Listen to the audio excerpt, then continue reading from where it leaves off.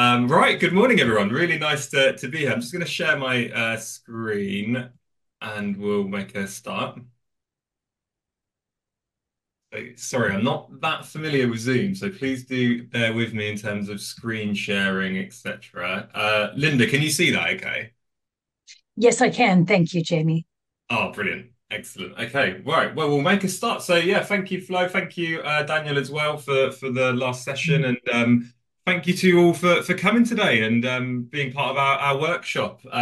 It's my fourth festival, believe it or not. I sometimes moonlight as a festival DJ, but it's really nice to be back for another time presenting, and I always get so much out of these. It's always such a positive experience getting to I share lots of ideas, and I always take away so much practice. So yeah, really nice to see a lot of familiar colleagues in the room as well. But yeah, for those who don't know me, my name's Jamie. I work at Anglia Ruskin University. Linda, I'll hand over to you for an introduction. Yeah, good morning, everyone. Like Jamie, I work at Anglia Ruskin, and we're both in a team called Anglia Learning and Teaching, which is exactly what it sounds like. So we're very pleased to be with you this morning. Yeah, absolutely. And we're our workshop's all around fostering belonging and breaking the ice. So yeah, we're really both passionate about this topic, and really today we're going to be sharing some kind of experiences, I guess, from one of the courses that we both teach on and lead. And I think there even might be a couple of other course facilitators in the call, so they might want to also jump in with ideas as well. So Mhm. just a quick bit of context. So we're going to be reflecting on our experiences on teaching on our learning and teaching and practice course, which is essentially an introduction to teaching and learning. And we have it's an accredited to descriptor one of the professional standards framework. So we're going to be sharing our own examples and also invite you to share some of your top tips in how we can really support that sense of belonging and create that welcoming sense of environment as well. So through both ice-breaking type activities. And some of you might have been to Janet's session yesterday where there were loads of good examples shared, but also for active learning as well. So we're going to be exploring that together. So you might also hear there's a lot of kind of terminology around belonging. So I know words like mattering and becoming are used quite often now as well. So we'll share some resources at the end, but today we really wanted to focus on some of our examples from our experiences, and it's really kind of a case study approach, I guess, today. Right. Linda, am I forgetting anything there? No, I think we're on point at the moment. Excellent. Okay, lovely. So we thought we'd dive straight into a couple of quick activities for us to try out as a group. Now, we both know it's Monday morning, so please only do join in if you want to, but you're very welcome to give these a go. We would Jamie, love I if think you it's did. Tuesday. It is, isn't it? Where did Monday go? Yeah, it's flying by already. Don't It's quote me on Tuesday that. morning. You're right. So yeah, it's still early, isn't it? So only do join in if you want to. Oh gosh, where was I supposed to be yesterday? Oh dear.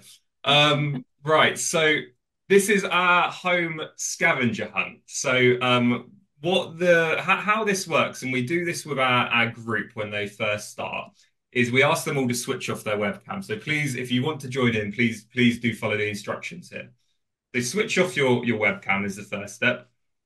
The second step is you're going to have 60 seconds to find an item beginning with one of the letters A, L, or N.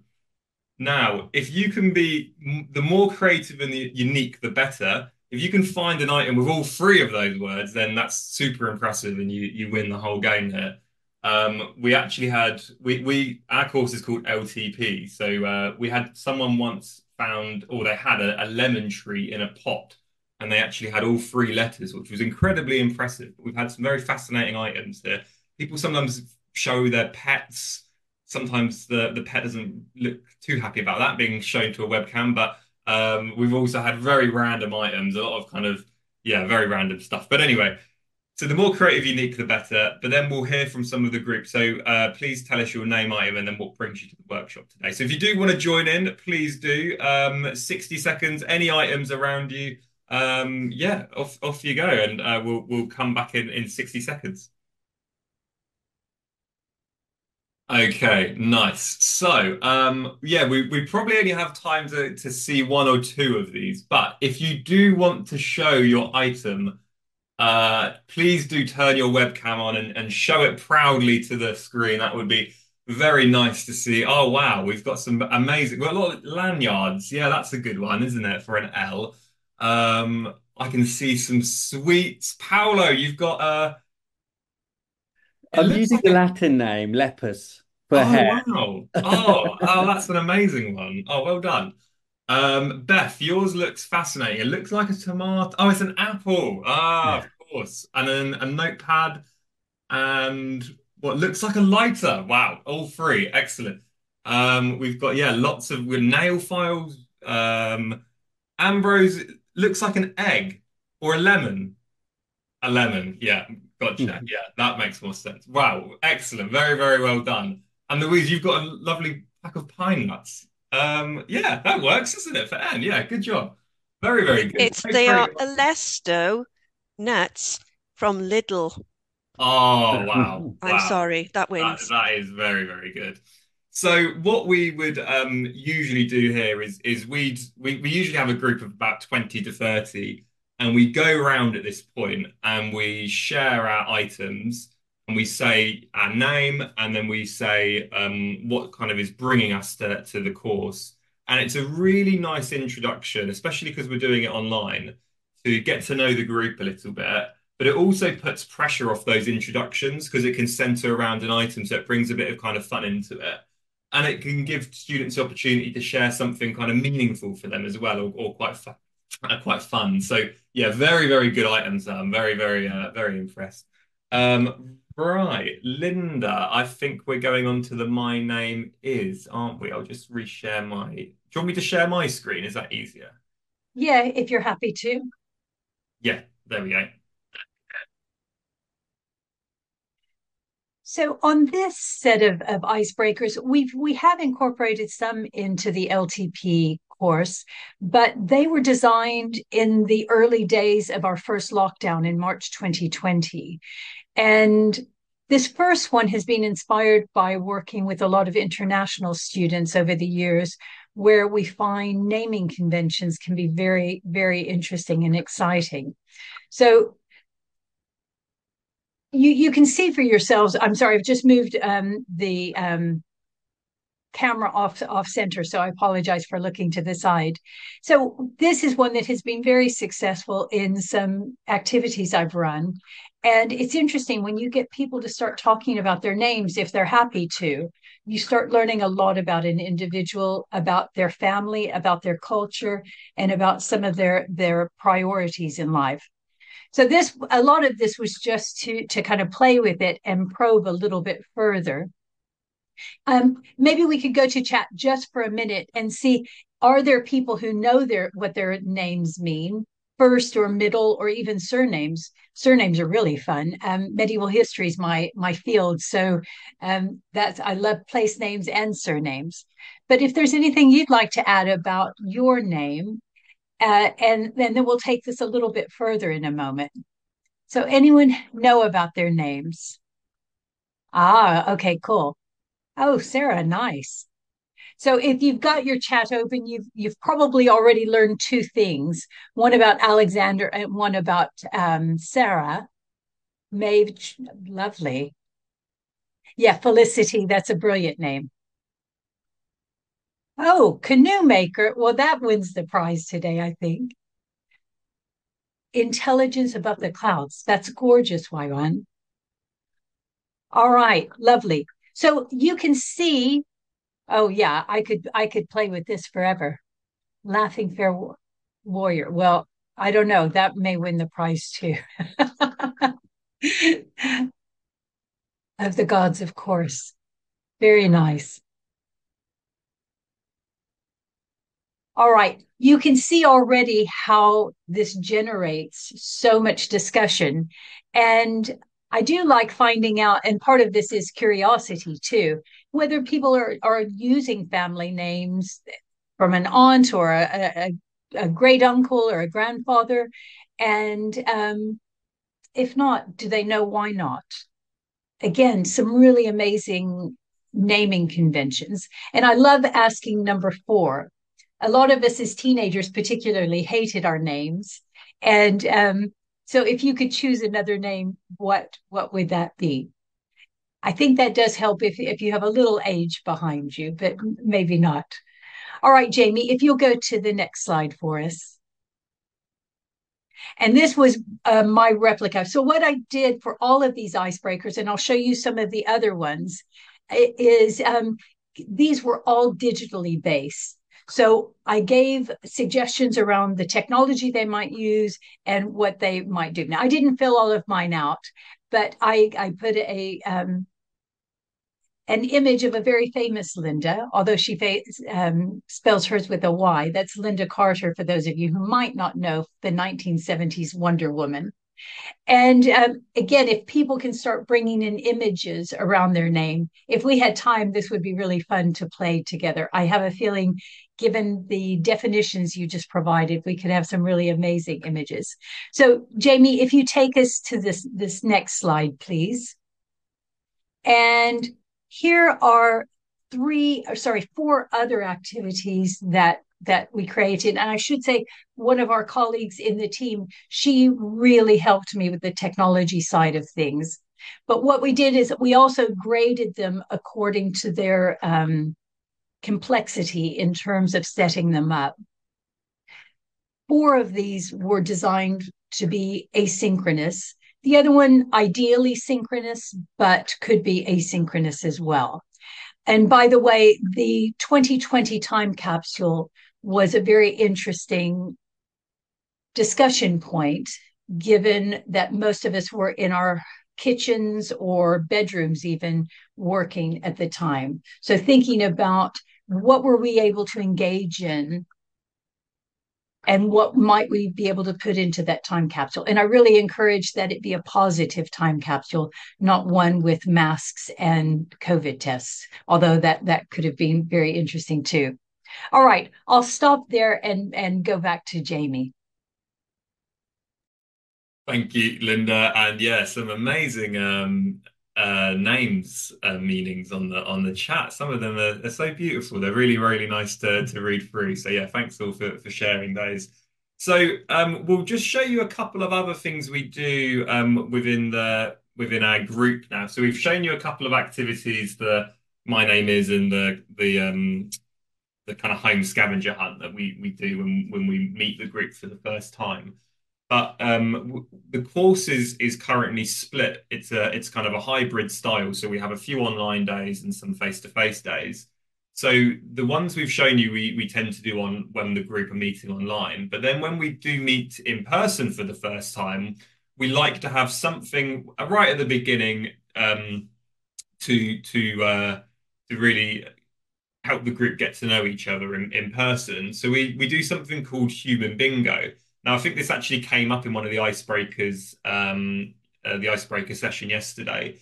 And out of probably hundreds of different icebreakers I've tried, I would say this is my favorite one, and the one which is the best for getting people talking and moving and sharing kind of bits about themselves. So it's called Human Bingo. How it works is it's very similar. If you've played bingo before, you've essentially got to try and complete your bingo card. So the instructions are you have to move around the room looking for people who match these statements. And you have to aim to have a different person for each box. So you write down their names and then any extra details to do with that statement in the relevant box on your bingo card. So it's really, really fun activity because people are moving around. I usually say I've got a prize, which is I literally bought a bag of medals from Amazon for about £10. But whenever I say there's a prize involved, people seem to have this extra level of competitiveness and really go for it. So I always think that does help. But yeah, it's a really, really fun task. And you can change. I mean, we'll share the template for this. So do feel free to recycle it and adapt it as well. I've seen people use it in their discipline areas, and you can really contextualize it to the topic you're teaching. But yeah, it's a really, really fun one to do. Tab, did you want to come in? I can see a hand up. Yeah, well, I just wanted to say, like, I've used this quite a few times, and I really love it as an activity. But you got me thinking. I've got an online session today for actually a very similar module to the one you're talking about, and I'm thinking I might introduce this. But then I'm thinking, how do you do it online? And then I was thinking, well, you could on Zoom, you could set it up so that you've got people can choose their own breakout room, right? You could set out a bunch of breakout rooms, and then you could get people to wander between the breakout rooms, trying to find someone who, has each of these qualities. Do you Yeah, think that I like that. Yeah, you could have kind of different hubs, couldn't you? Like a few rooms, and then people could jump between rooms. I don't know if that's possible on Zoom or Teams, but that's a really cool idea. Yeah. I've only done it in person, but I'd love to hear how it worked if it can work online. That would be really cool. might try it tomorrow and let you know? Try it tomorrow, Tab. Let us know. Let us know, definitely. So this is one of our examples. Human Bingo, like I said, works really, really nicely, and I can see Tahira is here, and Tahira was a brilliant member of our group. I think this was probably a while ago, Tahira, wasn't it? But you won the task. You did a fantastic job, and you were able to shout Human Bingo, which is the final bit. So when you have all the boxes, shout Human Bingo, and then we go through and we verify the winners' answers, and we get to go around and talk about who they've put for all the sections. So it's again nice chance to talk to the group. So another one, and this is actually before the course starts. So this is something called coat of arms, and this is a pre-course task designed to build connections before the actual start. So we're thinking about how to kind of bring that group together even before they've met each other for the first time. So we ask everyone who does the course a couple of weeks beforehand, please can you do a coat of arms? And essentially, it's they download this template and we have it we host it on Padlet, and it's basically four sections, and it's you write a quick introduction about yourself, you write a little bit about your hobbies, talents, and interests, you write about your greatest achievements and your hopes and goals. And we add one as course facilitators as well. I know Linda and Uva have made one, I think, and so we think it's really important for us to join in with the activities and share our stories too. So it's again really really nice task to do before the start, and I'll just show you an example of it. So here we go. So you can see here we've got the start here. This is our instructions on the left hand side, and we have all our students on here, and they upload their coat of arms.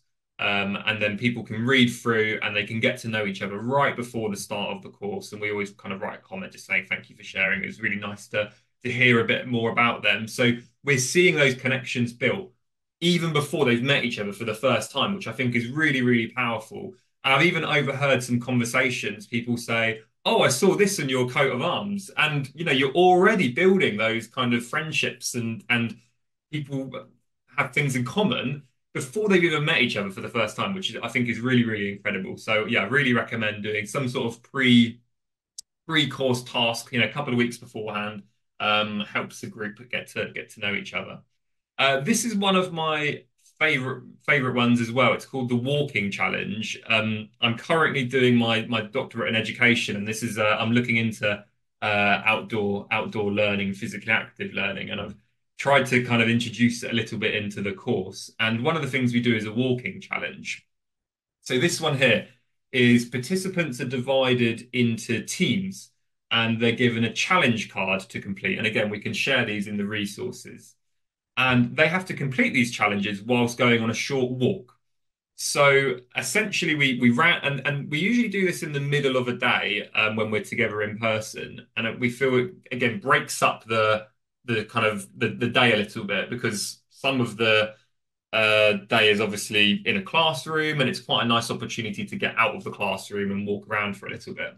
So essentially, each team, we usually do it in teams of three, so we have about 8 different teams all going at the same time, and they have some photo challenges. So they have to take a team selfie, and we have different prompts for different groups. They have to take a photo of something in their team color, and then we give them a unique challenge as well. But then alongside them taking those photos, they also have some reflection discussion prompts as well. So they can talk about what are their takeaways from LTP so far, what are they thinking about next, and how could walking be used within teaching and learning. So we think, yeah, it's really good to have some discussion prompts during the walk to help reflect on the course. And I'll just show you a few pictures from it. So these are, again, people who haven't met each other before this day, and just by doing this kind of challenge, they're able to, meet people, walk around with them, complete these challenges, take some nice selfies together. They do some very random stuff as part of it. I think we asked one group to take a photo of them looking courageous, and they somehow managed to find these kind of American football helmets, which was incredibly impressive. They had to find this group here had to find something within their team color, which was orange. So they actually found a student on campus and asked them to take a photo, which was very cool. And they actually used their scooter as a part of it. I think this was another team color where their team color was red. This one here, they were pretending to play in a band. So yeah, you can have so much fun with these. It works really, really well. Linda, I know you've seen this as well in action. I don't know if you want to talk a little bit about it. Well, yeah, maybe just to say we also did this as a team away day activity. We were roaming the streets of Cambridge and having a lot of fun, just as our students have done. So it is something, someone was talking about conference activities.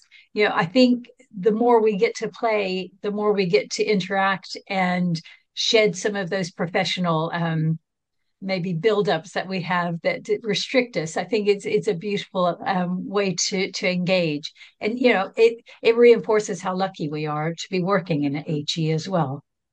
Yeah, you're definitely right. I saw a hand. Flo, Yeah, did yeah, you want to say yes. Can I something? briefly interrupt? We're at time, so what I propose is I'll put the feedback form link in the chat now, and if people need to go, they can go. I'd like to thank Daniel again for his first presentation, and then we can stay on and chat a bit more if people want to.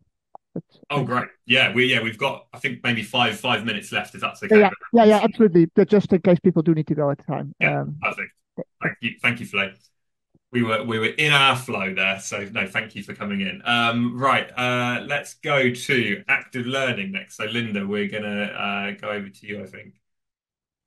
Yeah, I'll be as brief as possible. So in 2018, we committed to an active curriculum framework that, of course, is still filtering through as slowly as things go in HE. But LTP is one of those areas that it's woven throughout the course, but also it's something where we feel very passionate about modeling it. And you can see that takes place even in the activities. Just to say that we do have polls, we do discussions, we have games. There's a lot of problem solving and reflection that goes on. And we do culminate in a micro teaching session where our students are teaching, but there's even the opportunity there for active engagement through the feedback that they give each other, as well as the assessments that we're providing. So it is something that LTP could not exist without this notion of active learning. Yeah, it's so true. It really helps everything on the course. It's a real kind of focal point. We really do reinforce it throughout. So we've got a few other tips, and we'll just talk through these quickly. So we've talked through some specific activities we use within the course, and this is some other kind of tips me and Linda have in terms of how to really foster that belonging and create that welcoming environment. So the first one is we have drop-ins in the program for students, so they can come in and talk or ask questions. We have daily tutorials, and each day of the course we have check-ins and check-outs, and again, really nice way to either start or finish the day. Um, we're really lucky on the course. We get a lot of postgraduate researchers come on. We get a lot of professional service staff who might teach or support learning. We get some new academics or associate lecturers. So we really get a range of people across ARU, and we're really lucky to have a very diverse university. So we really do value a lot of the experiences in the group, and we we have people who might have done teaching for years sometimes or in other contexts, and we do try and bring in everyone and really appreciate everybody in the room. Um, we have an on-campus day. We originally were on campus, and then we went to kind of this online only, obviously during COVID and the COVID lockdown, and then we now got a hybrid approach, but we really wanted to bring back the on-campus day because we found that really does bring people together and it helps the course hugely. We do have screen breaks, outdoor learning, which we've talked about. We have some unstructured time within the program. So it's not just completely filled with sessions. We do like to have some unstructured time and space, and again, encouraging the group to get to know each other a little bit and collaborate. We've just started to do this, but bringing in some guest speakers from a previous cohort as well. So it's really nice for the group to hear from people who have gone through the course and to share their feedback there. We send regular communication. We provide lunch vouchers, tea and coffee. We try and make the environment the best we can. And we also always remind people that it's a confidential space. It's a safe environment. They're able to share their views and ask any questions they want to. Linda touched on about learning names earlier, which is a huge part of getting to know the person and taking an interest. So we do a lot of learning names and listening. We really try and get to know each person on the course and alongside praise, encouragement, and supportive feedback. Linda, did you want to come in here with any kind of picking up on any of these? I'll just say it probably won't surprise you that this is, for some of us, the best part of our jobs. Working with our early career colleagues, because that's how we see the cohorts coming in. Sometimes they are staff, but more regularly they are our PGR students. And the environment is very positive, and the experience from beginning to end is. And I think our enthusiasm probably helps shape some of the environment as well. Yeah, I totally agree. It's definitely one of my favorite parts of the job. I feel always very very fortunate to be involved. So in terms of impact, this is some of the course feedback we get. So we've kind of shown you how we what we're wanting to kind of achieve and we're wanting to welcome and make everyone feel connected. But I think some of these quotes will really kind of solidify the impact of what we are trying to achieve. So here, thank you to the course facilitators who went above and beyond to make sure we're all okay.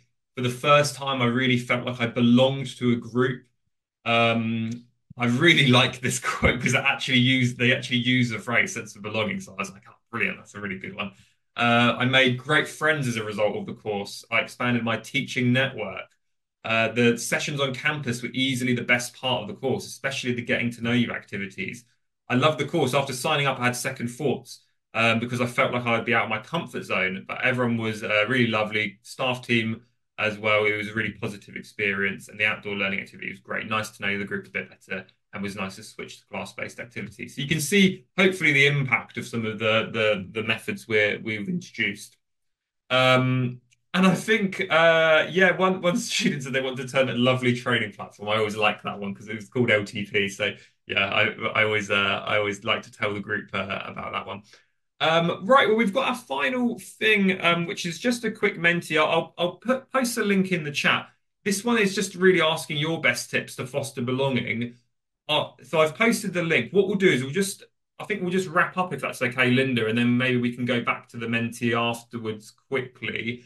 I've just posted the link. So if you do want to share your best tips to foster belonging, please do click on the link and share. We've got some additional reading on here as well, all around belonging, mattering, and becoming. And we've got 5 sources on here, which are really good if you want to find out a bit more about this area. But yeah, just thank you really very, very much for joining today. I think we really appreciate it. Do get in touch if we've got any questions or comments. Like I said, we'll put the resources we've spoken about on the festival Padlet.